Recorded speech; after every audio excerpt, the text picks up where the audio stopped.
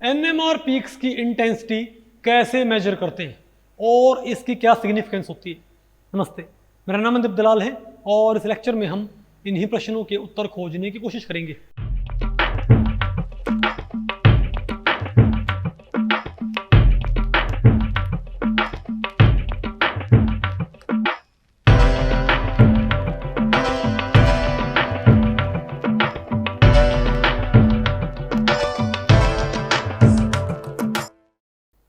तो भाई अब हमें क्या पढ़ना है बताओ। Intensity of NMR signal, peak area and proton counting. देखो भाई हमने आपको बताया था कि किसी भी सिग्नल की चार प्रॉपर्टीज बहुत इंपॉर्टेंट होती हैं। एक होती है उसकी पोजीशन, एक होती है उसकी इंटेंसिटी, एक उसकी मल्टीप्लिसिटी और एक क्या होती है भाई विड्थ। तो भाई हमने इससे पहले लेक्चर में हमने क्या पढ़ा था बताओ, पोजीशन ऑफ एनएमआर सिग्नल। अब आपने क्या पढ़ना है, इंटेंसिटी ऑफ एनएमआर सिग्नल। तो भाई इस टॉपिक को हमने टोटल दो सेक्शंस में डिवाइड किया। पहले हम क्या पढ़ेंगे, intensity measurement of NMR peaks, और दूसरा क्या रहेगा हमारे पास, relative intensity of NMR peaks and number of protons. तो पहले हम बात करते हैं intensity measurement of NMR peaks. देखो यूजुअली जब आप कोई स्पेक्ट्रा रिकॉर्ड करते हो तो उसमें मान लिया जो पीक्स आती हैं, हम उन पीक्स की हाइट को ही क्या बोल देते हैं, इंटेंसिटी। होता है ना सब भाई। लेकिन ध्यान रखो, हमने आपको बताया था भाई कि इंटेंसिटी का जो असली आइडिया है वो एरिया अंडर द पीक से होता है, ना कि हाइट ऑफ द पीक से। तो अगर मैं ये कहूँ कि मान लिया हमारे पास दो पीक हैं, मैं ये कहूँ एक पीक तो हमारे पास ये है और एक पीक हमारे पास ये है, तो बताओ इनमें से मोर इंटेंस कौन सी है। अगर मैं एक्चुअल में देखूँ तो भाई तो ये क्या है, मोर इंटेंस। क्यों? हालांकि इसकी हाइट कम है, बोलो भाई इसकी हाइट क्या है, कम है, लेकिन इसके अंडर एरिया क्या है, ज्यादा। ठीक है बात, तुम क्या बोलिए, पीक क्या मोर इंटेंस। तो अगर भाई, लेकिन यूजुअली क्या होता है कि height of the peaks, intensity of the peaks भाई हाइट ऑफ द पीक में ट्रांसलेट होती है, क्योंकि जो विड्थ ऑफ द स्पेक्ट्रल वो ऑलमोस्ट क्या सेम होती है। अमूमन क्या होता है, आमतौर पे ये होता है कि जिस पीक की इंटेंसिटी ज़्यादा होती है, जिसका एरिया अंडर द पीक क्या होता है, ज़्यादा होता है, उसकी हाइट भी क्या होती है, ज़्यादा। और जिसका एरिया अंडर द पीक कम होता है उसकी हाइट भी क्या होती है भाई, कम होती है। लेकिन भाई हमेशा नहीं होता जहाँ पर आपको इंटेंसिटी की, इसीलिए आमतौर पे हम भाई हाइट ऑफ द पीक को ही क्या कंसिडर कर लेते हैं, इंटेंसिटी ऑफ द पीक। लेकिन जब भी आपको इंटेंसिटी का बहुत प्रिसाइज मेजरमेंट चाहिए, ठीक है, तो आप कभी भी, मैंने आपको पढ़ाया था, आप हाइट ऑफ द पीक कभी कंसिडर नहीं करते, आपने क्या कंसिडर करना होगा, एरिया अंडर द पीक। ठीक है बात। तो आप ये बताओ भाई, तो यहाँ पर इस पीक के अंडर एरिया क्या है, ज्यादा, इसके अंडर एरिया क्या भाई कम। तुम क्या हम क्या बोलेंगे, क्या भाई मोर इंटेंस पीक क्या है, लेस इंटेंस पीक। समझ गए बात। अरे बोलो भाई, तो यहां पर आपने हुई इंटेंसिटी में, इसीलिए क्या होता है, और भाई आपको पता हो ना, इसीलिए एनएमआर स्पेक्ट्रा होता है। तो आपने एरिया अंडर द पीक निकालने के लिए इसको इंटीग्रेट करना पड़ता है। क्या इंटीग्रेट भाई, आप क्या कर सकते हो, किसी पीक को आप क्या कर दो, इंटीग्रेट करने पर सारा एरिया अंडर द पीक आ जाएगा। अगर आपको भाई ऐसे इंटीग्रेट करना ना तो मैथमेटिकली, तो आप सिंपल काम कर सकते हो भाई। इसमें नहीं है, आपने देखा होगा एनएमआर जो स्पेक्ट्रम होते हैं उनमें ग्राफ पेपर होता है आमतौर पे। यूजुअली जो स्पेक्ट्रा होते हैं वो तो सिंपल ब्लैंक पेपर होते हैं ना भाई, लेकिन जो एनएमआर स्पेक्ट्रा होते हैं वो आपने देखा होगा भाई किसके ऊपर होते हैं, एक पर्टिकुलर ग्राफ पेपर के ऊपर, है ना। और पीक्स के ऊपर क्या लिखा होता है, ऐसे ऐसे सिंबल लगा होता है पीक्स के ऊपर। ये क्या बताने के लिए होता है कि यहां पर आपने intensity of the peak height of the peak से कंसीडर नहीं करनी है, बल्कि एरिया मालूम करना है, इंटीग्रेट करना है।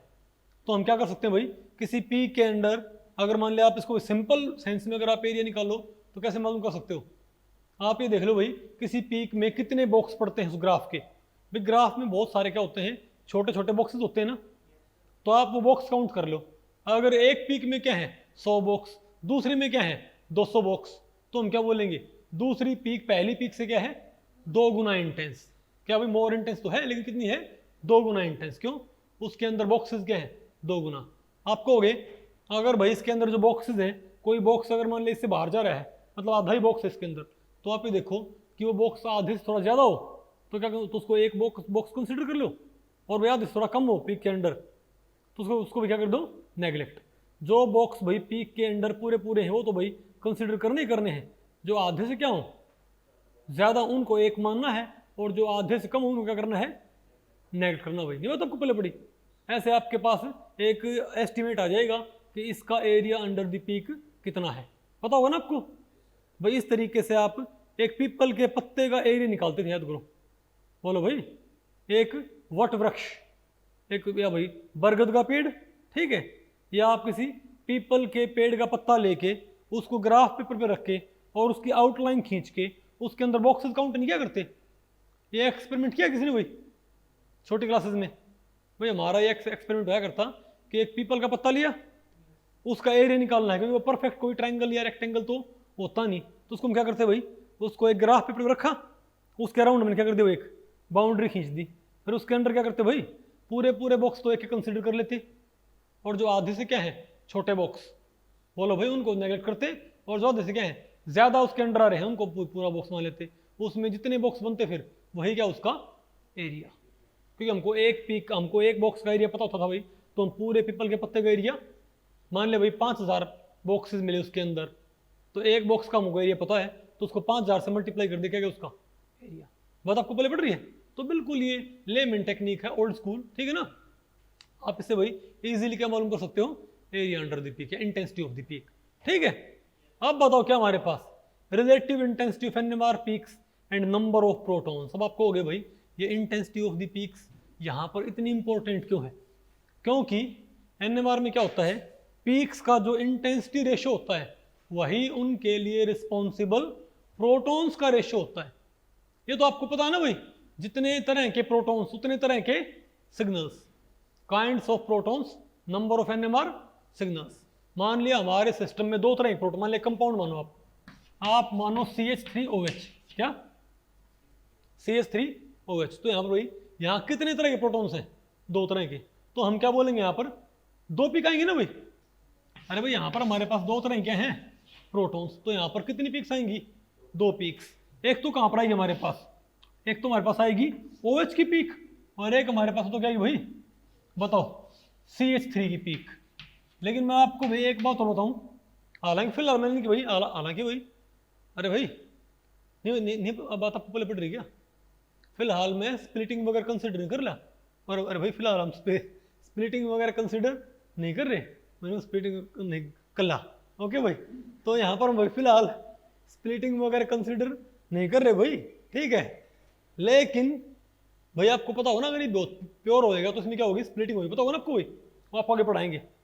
तो फिलहाल मैं स्पिन कपलिंग को बिल्कुल हम क्या कर रहे हैं, नेग्लेक्ट, ठीक है। तो आप कहोगे भाई यहाँ पर दो तरह के हैं प्रोटॉन्स, एक तो मिथाइल टाइप के क्या है, OH टाइप के, तो यहाँ पर दो ही कहेंगे एनएमआर सिग्नल्स। लेकिन आपको पता है उन सिग्नल्स का इंटेंसिटी रेशियो क्या आएगा, अगर इस पीक में क्या है 100 बॉक्स, तो पक्की बात यहाँ आपको पता क्या मिलेंगे 300 बॉक्स। भाई ऐसा क्यों भाई, तो जो इन पीक्स का, तो आप कमाल देखो भाई, जो इन प्रोटॉन्स के लिए अगर दो तरह के प्रोटॉन दो सिग्नल, लेकिन जो उन सिग्नल्स का इंटेंसिटी रेशियो हो ना, वही उन सिग्नल्स के लिए रिस्पॉन्सिबल प्रोटॉन का क्या होता है, रेशियो।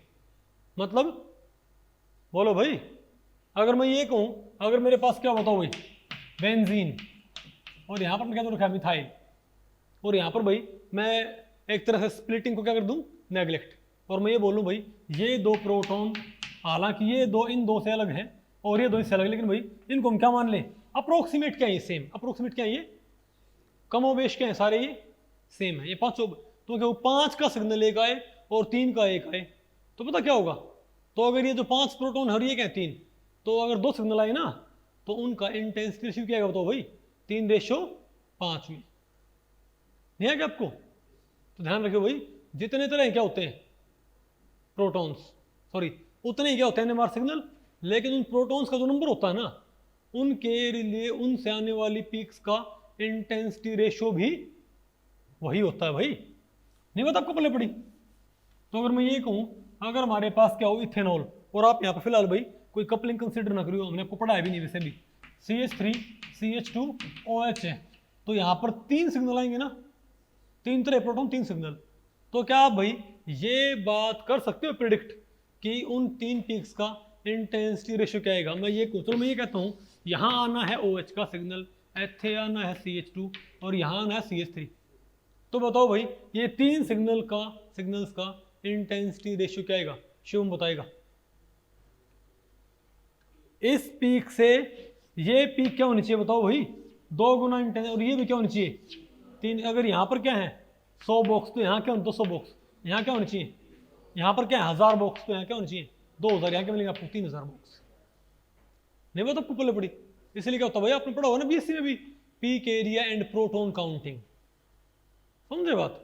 तो जो पीक्स का रिलेटिव इंटेंसिटी होता है डिफरेंट सिग्नल्स का जो इंटेंसिटी रेशियो होता है, वही उन सिग्नल्स के लिए रिस्पॉन्सिबल, उत्तरदायी, जिम्मेवार, बोलो भाई प्रोटॉन्स का, बोलो भाई नंबर्स का रेशियो होता है।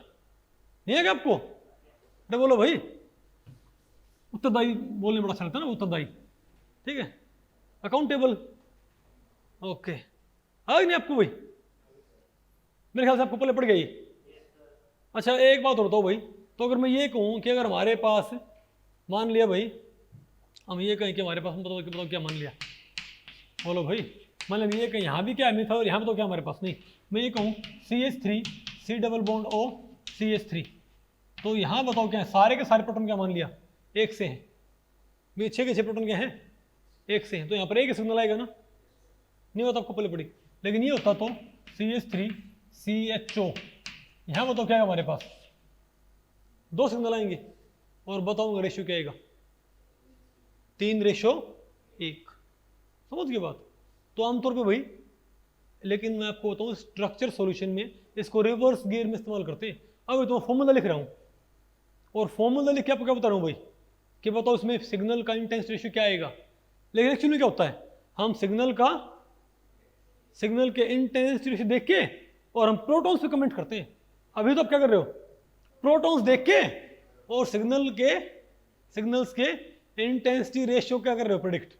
लेकिन वास्तव में क्या होता है भाई, एक्चुअल स्पेक्ट्रम में सिग्नल्स के इंटेंसिटी रेशियो देख के हम उनके रिस्पॉन्सिबल प्रोटॉन्स को करते हैं प्रेडिक्ट। नहीं है आपको भाई, मान लिया किसी स्पेक्ट्रम में क्या है 5 सिग्नल, हम समझ गए भाई हमारे कंपाउंड में क्या है 5 तरह के प्रोटॉन्स। नहीं बता आपको पहले बड़ी भाई, हमारे स्पेक्ट्रम में क्या है 5 सिग्नल, तो 5 तरह के हैं प्रोटॉन्स, और उन सिग्नल्स का मान लिया इंटेंसिटी रेशियो क्या मान लिया 1:1:3:5:2। मान लिया ये उनका रेशियो है, बोलो भाई 1:1:2:3:5, ये उनका भाई। तो हम समझ गए भाई कि इसमें क्या पक्की बात क्या है, प्रोटॉन्स भी किस रेशियो में है, एक तरह के प्रोटॉन तो क्या है एक तरह के, फिर क्या है एक तरह क्या है 2 प्रोटॉन, 3 एक तरह के, और 5 एक तरह के, इनका डबल हो सकता है भाई।